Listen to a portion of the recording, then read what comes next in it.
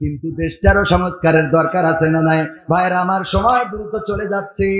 আল্লাহ রাব্বুল আলামিনের পরে আমাদের আত্মনির্ভরশীল হতে হবে। তাকে আমাদের মাথাটা এমন নত করে দিতে হবে যেমন নত করেছিলেন ইব্রাহিম আলাইহিস সালাম। মনে আছে বলেছিলাম, ইব্রাহিম আলাইহিস সালাম মাথাটা নত করলেন, এমন নত আগুনের কাছে নিয়ে যাওয়া হলো।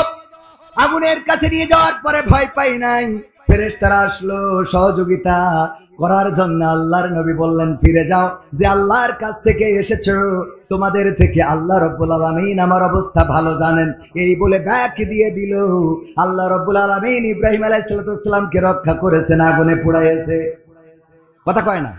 রক্ষা করেছে না করে নাই? রক্ষা করলেন। মুসা আলাইহিস সালাম নদীর কিনারায় দাঁড়িয়ে গেল। সাহাবীরা বলল, ওগো মুসা, আর তো বাঁচার রাস্তা নাই। কেন?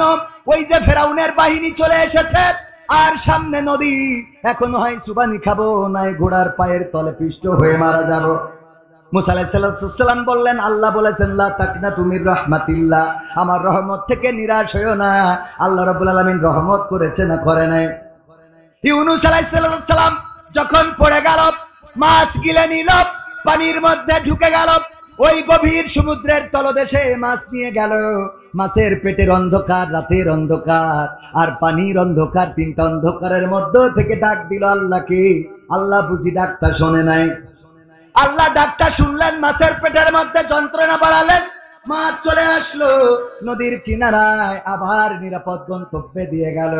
ওগো আমার ভাইয়েরা, আল্লাহর প্রতি যদি নিবেদিত হতে পারেন, মাছের পেটের মধ্যে গেলে রক্ষা পাবেন, সাগরে পড়লে রক্ষা পাবেন, আগুনে পড়লে রক্ষা পাবেন, নদীর কিনারায় রক্ষা পাবেন। কিন্তু আল্লাহর প্রতি যদি আপনি নিবেদিত প্রাণ না হয়ে যান, আল্লাহর কাছে যদি সঁপে না দিতে পারেন, যদি বলতে না পারেন, ইন্না সলাতি ওয়া নুসুকি ওয়া মাহইয়ায়া ওয়া মামাতি লিল্লাহি রাব্বিল আলামিন, নিশ্চয় আমার সালাত, আমার কুরবানি, আমার জীবন, আমার মরণ সবকিছু বিশ্ব প্রতিপালক আল্লাহর জন্য, এটা যদি বলতে ব্যর্থ হন, তাহলে আপনার ইহকালেও সুখ নাই, পরকালেও সুখ নাই। কারণ ইহকালে বাবার দেশেও থাকা হবে না, দাদার কাছে যাওয়া লাগবে। ঠিক না বেঠে? কথা মনে থাকবে? একটা উদাহরণ দিলে বুঝতে পারবেন। আমার সাইদ স্যার, উনি ম্যানেজার মানুষ, তাও বাড়িতে গরু পালন করে। তো গরু পালন করে, গরু একটা ছেড়ে দিয়েছে মাঠে খাওয়ার জন্য। মাঠে খাওয়ার জন্য মানে গরু যেন ঘাস খেয়ে মোটামুটি তাও না হয়। পাশে ছিল একটা জঙ্গল, জঙ্গল থেকে বাঘ বের হয়ে গরুরে করেছে তারা দৌড়ানি দিয়েছে ধরার জন্য। গরু দৌড়ায়, বাঘও দৌড়ায়। গরু চিন্তা করলো, বাঘের সাথে তো দৌড়ায় পারা যাবে না, একটু বুদ্ধি খাটাইতে হবে। কি? পাশে এই যে বৃষ্টি হয়েছে, কাদাওয়ালা একটা ক্ষেত, ক্ষেতের মধ্যে দিয়েছে লাফ, দিলে 4 হাত পা একসাথে ডাবে গেছে। বাঘও ধরার জন্য যখন লাফ দিয়েছে, গরুর থেকে বাঘের দৌড়ের গতি বেশি ছিল না কম? বেশি থাকার কারণে গরুর রেখে 3 হাত সামনে যেয়ে পড়েছে। তো 3 হাত সামনে যেয়ে পড়লে বাঘও আটকে গেছে, গরু আটকে গেছে। বাঘ চিন্তা করে কি করে বের হওয়া যায়, টানাটানি টানা হেঁচড়া শুরু করেছে। যত বেরোইতে চাই তত জড়াইয়ে যায়। আর গরু কোনো টেনশন ছাড়াই পার করে পা তুলে একেবারে পান একটা গালে পুরি চাবাইনা শুরু করে। বাঘ কয়, এই গরু, তুই তো আসলেই গরু। কেন? তুই গরু না। এই বিপদে পড়ার পরে আমি যখন বাঁচার জন্য টানা হেঁচড়া শুরু করেছি, সেই সময় তুই জাবর কাটাচ্ছিস, শালা তুই আসতো বলো। বলতেছে, ভাই কে কি হইস? এই কি হইস মানে?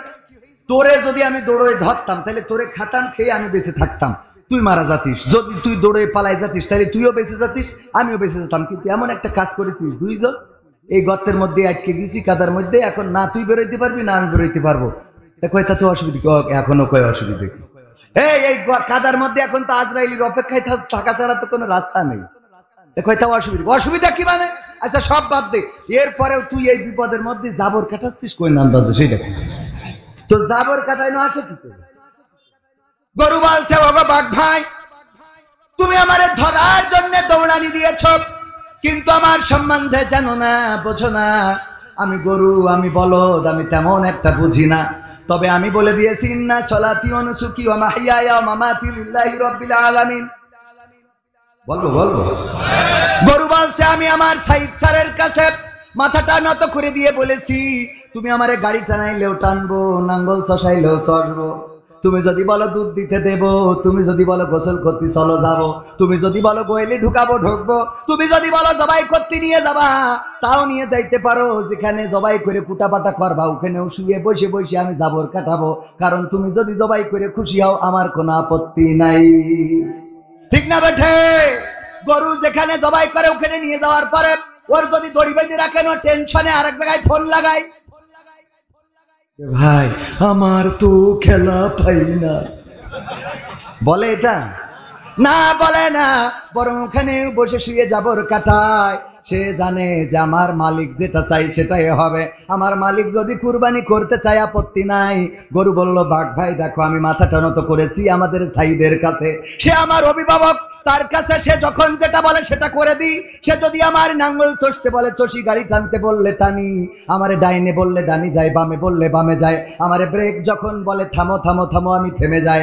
এই জন্যে আমার মালিক যখন মাহফিল শেষে বাড়িতে এসে গোয়াল ঘরে আমারে পাবে না, তখন লাইট নিয়ে খুঁজতে আসবে। 5 ব্যাটারির লাইট যখন মাঠের মধ্যে মারবে আমারেও দেখা যাবে, তোমারেও দেখা যাবে, আমার মালিক আমারে উদ্ধার করে নিয়ে যাবে।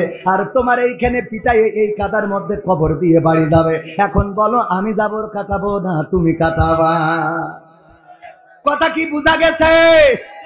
আল্লাহর প্রতি যদি নিবেদিত হতে পারেন তাইলে নিশ্চিন্তে থাকবেন, কারাগারে গেলেও ভয় নাই, সেখানেও চা খাবেন। যদি আপনার ফাঁসির কাস্টে ঝুলাই তাও ভয় নাই, গ্রিন টি খেয়ে ফাঁসির কাস্টে ঝুলে যাবেন।